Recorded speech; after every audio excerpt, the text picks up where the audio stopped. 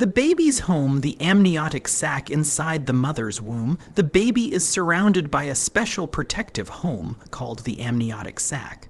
This sac is filled with a clear liquid known as amniotic fluid, which begins to form just days after conception.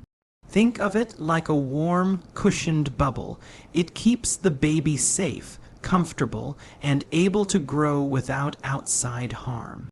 The amniotic fluid acts as a shock absorber, so if the mother moves, bumps into something, or even jumps, the baby inside remains unharmed. The fluid also helps maintain a steady temperature around the baby, keeping it warm in cold weather and cool in hot weather. Babies inside the womb actually float in this fluid, which gives them the space to move their arms and legs freely. This movement is important for muscle and bone development.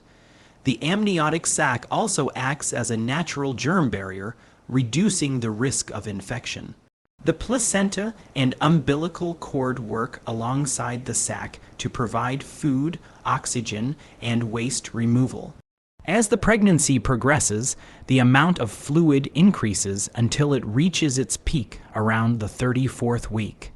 Babies sometimes even swallow the amniotic fluid, which helps develop their digestive system. In the final weeks before birth, the sac plays one more important role. It helps position the baby head down for delivery.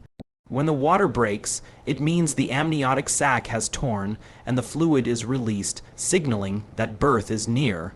Without this remarkable protective home, life in the womb would not be possible. Breathing practice without air even before birth. A baby's lungs are preparing for the day they will breathe air. While inside the womb, the baby is surrounded by amniotic fluid and does not actually take in oxygen through the lungs.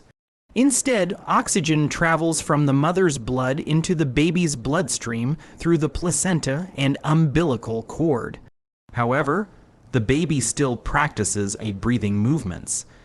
It gently inhales and exhales amniotic fluid, which helps develop and strengthen the muscles and tissues needed for breathing after birth.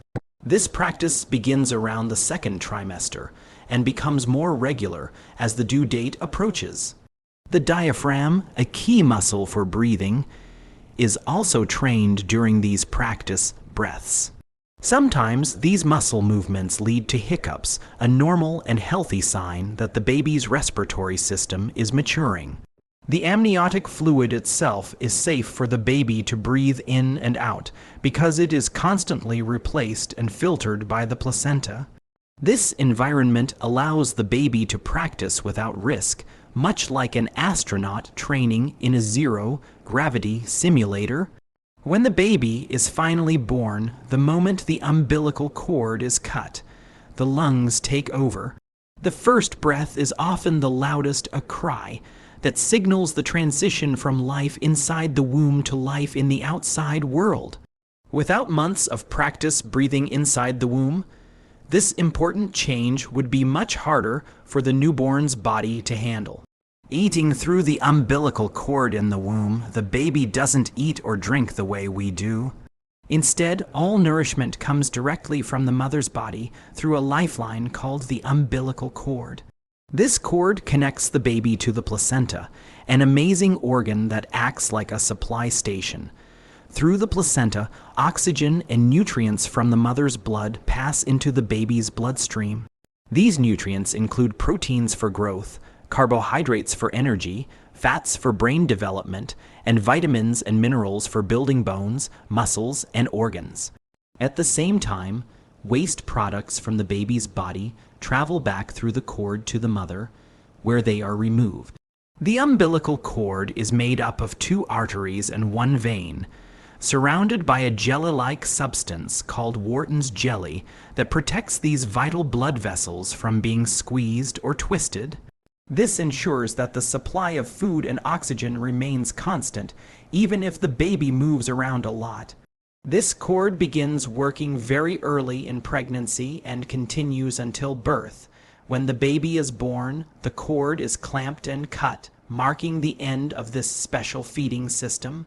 The small scar left behind is what we call the belly button. Without the umbilical cord, the baby wouldn't be able to grow and develop inside the womb. It is the ultimate example of how the mother's body supports and sustains new life before birth. Sleeping and dreaming life inside the womb is surprisingly calm and restful. Babies spend most of their time sleeping, sometimes up to 16-20 hours a day. Sleep is not just rest, it's a vital time for the brain to grow, process information, and develop essential connections. There are two main types of sleep: quiet sleep and active sleep. In quiet sleep, the baby's body is still and growth processes are hard at work.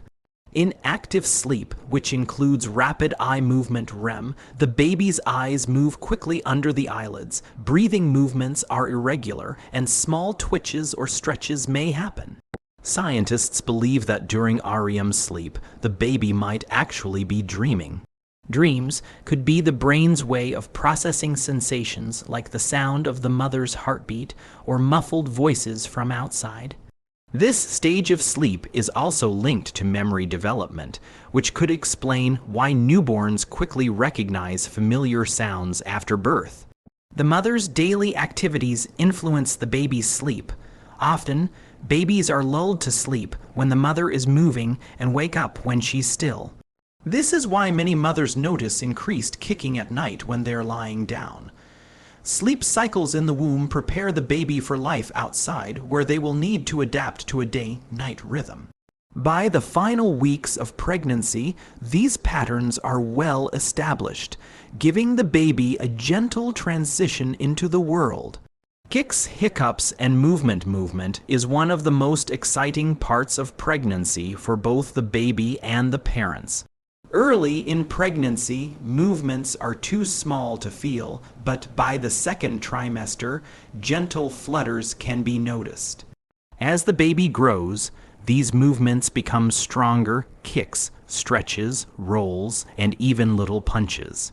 These movements are more than just random actions.